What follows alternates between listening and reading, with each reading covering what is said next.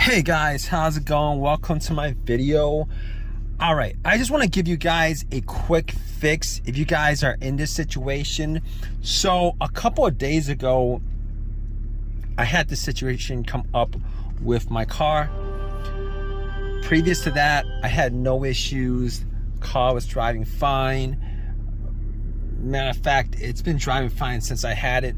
The only thing that I actually had to change out within the last year was the battery. Other than that, I really had no issues whatsoever.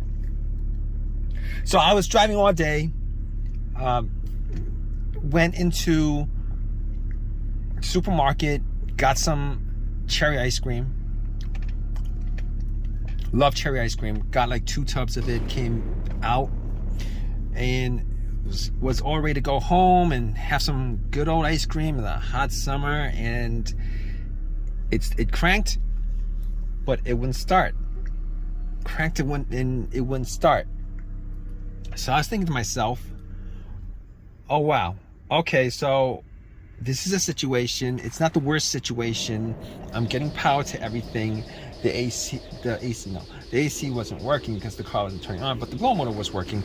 The radio worked. Everything worked, but it just would not turn. It would not run. It wouldn't run. It wouldn't run. So here's this situation. I'm stuck with 2 tubs of ice cream. It's like 95 degrees out, and I didn't want to waste ice cream. So I'm like, all right, let me just do see if I can do a quick fix on this. Hopefully there's a quick fix, maybe some weird thing. So I just kept on cranking it. I kept on cranking it like 6, 7, 8 times, hoping that it would start. It wouldn't start. So I was like, okay, so this might be more of a serious situation, because I was trying to get into neutral and all the other gears and try starting in neutral, and it didn't work. So I was thinking to myself, okay, hopefully it's not something too bad, because there's no check engine light on the dash. Okay, there's no check engine light on the dash. I was hoping it wasn't too bad. So and I specifically caught there was no check engine light on the dash. Didn't see any kind of red check engine light on the dash. So I was like, okay, all right, let's get to the battery and see if there's any issue with the battery, because it was changed out 6 months ago. Normally batteries last for 4 years, and it shouldn't go out within 6 months, within a year.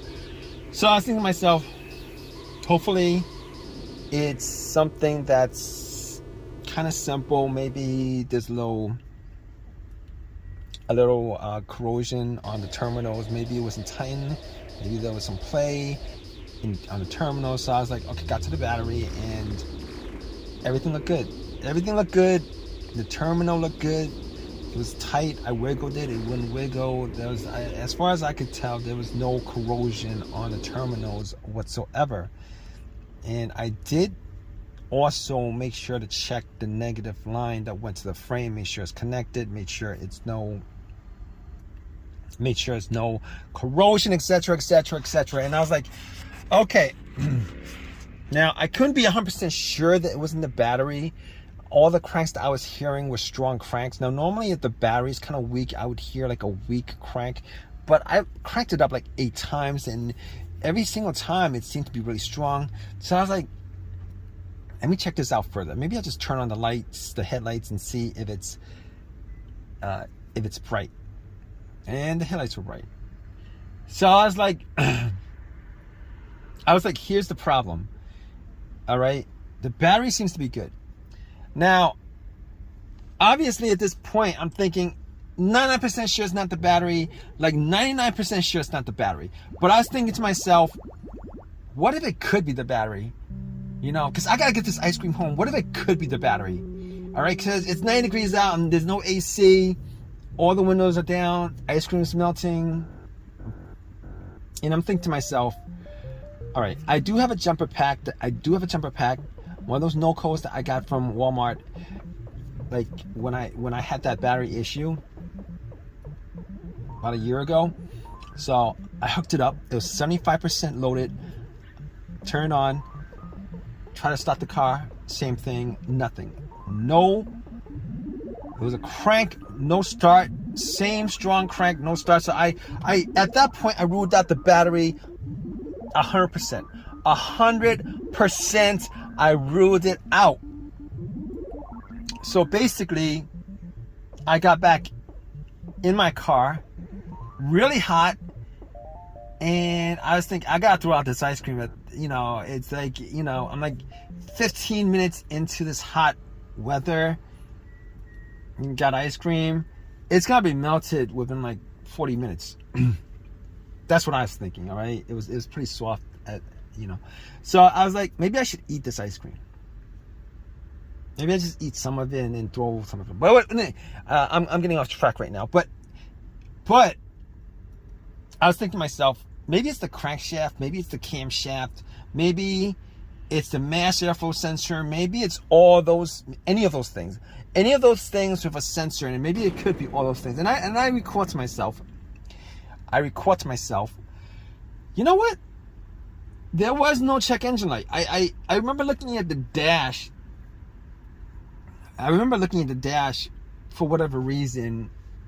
I remember looking at the dash and I didn't record a check engine light because I would have noticed it. All right. And if any of those components, the mass airflow sensor, the crankshaft, the camshaft, the throttle position, if any of those sensors, any of those sensors had any issues whatsoever, for the most part, like 99% of the time, if any of those sensors has issues, there's a good chance, 99% of the time, that the check engine light will illuminate or at least blink. Now, I didn't have an OBD2 scanner on me to scan all the way through, so I don't know that 100% for a fact, but I know that I could probably rule out most of those things.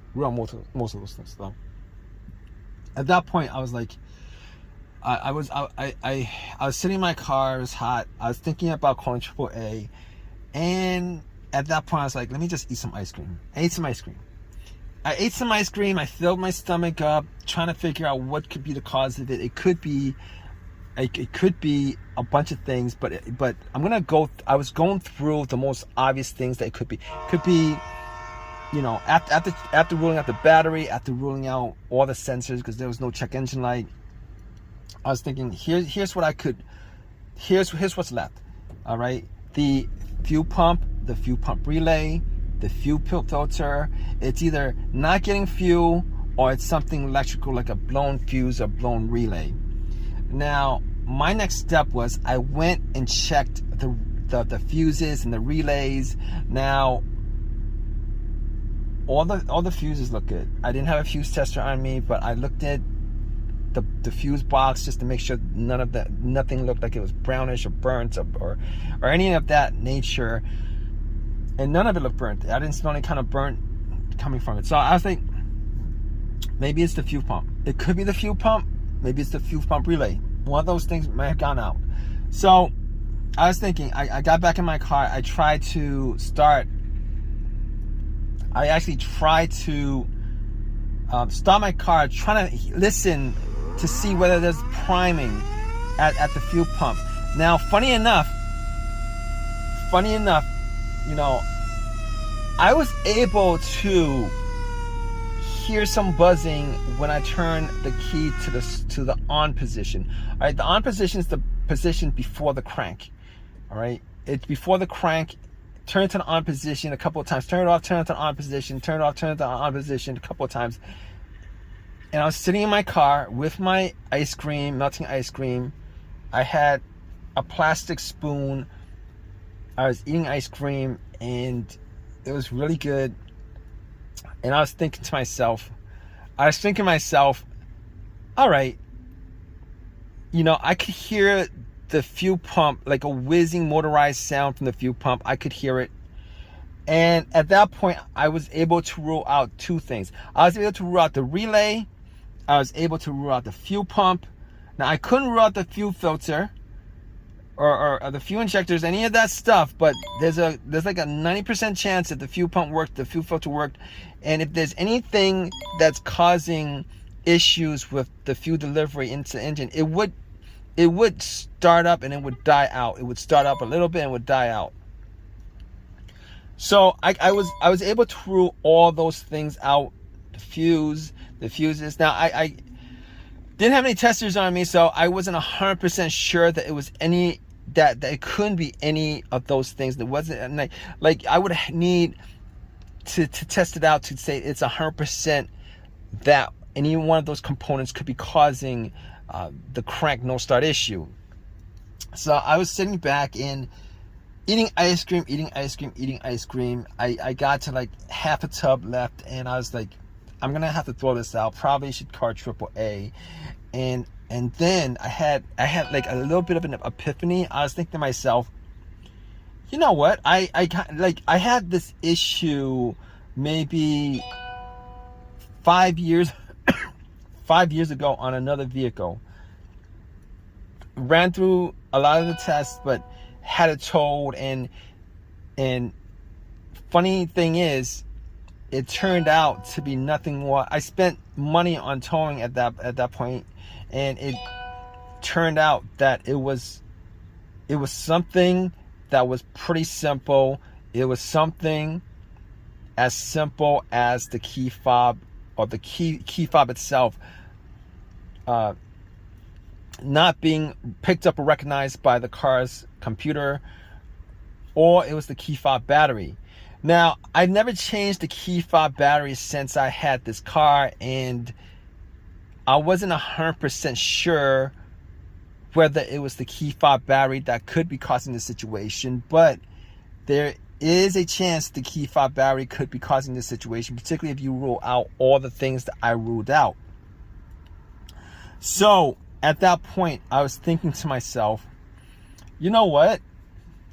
I'm gonna take the key fob battery out, because I can't tell 100% whether that's causing the issue. But I went back into the supermarket.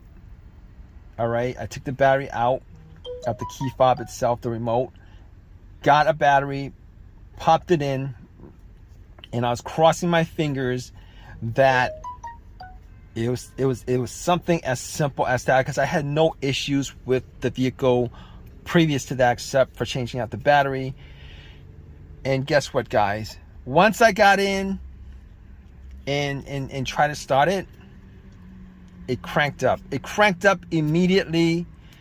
It's cranked up ever since. I've had no issues whatsoever since. I've had no issues whatsoever since. It's as simple as that. So a lot of times, well, yeah, a lot of times, you know, it could be one of the components that I went through, but sometimes it could be that as simple as your key fob battery that's causing the issue. So if you guys are in this situation, I'm sure you guys are, if you guys are watching this and you guys want to rule out something that could be causing your crank no start situation, and you guys want a very, very, very quick fix, definitely try this out. Okay, take the key, especially if you guys haven't changed the key fob battery in a while, take the key fob battery out and go to your local, wherever it is, CVS, and any place that sells these little flat batteries, buy yourself one of these batteries, replace it, pop it in, and try to start it. If it starts up, then you're all in the clear. Now, obviously, if you guys are still having a crank no start situation, then that's another issue. But if you guys are in that situation, you guys could probably rule out this key fob, low key fob battery, or dead battery on your key fob situation, which is definitely worth it to do.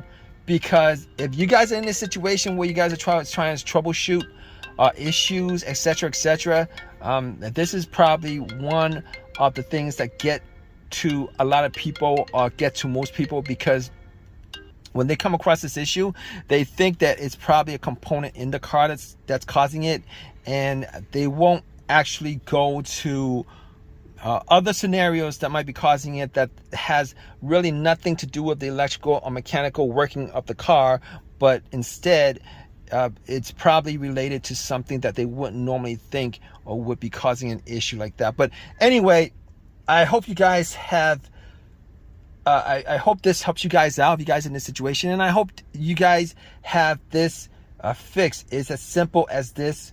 All right, if you guys have a comment, please definitely leave a comment in the comment section. Please subscribe, please give me a thumbs up, all that good stuff. All right, guys, take care.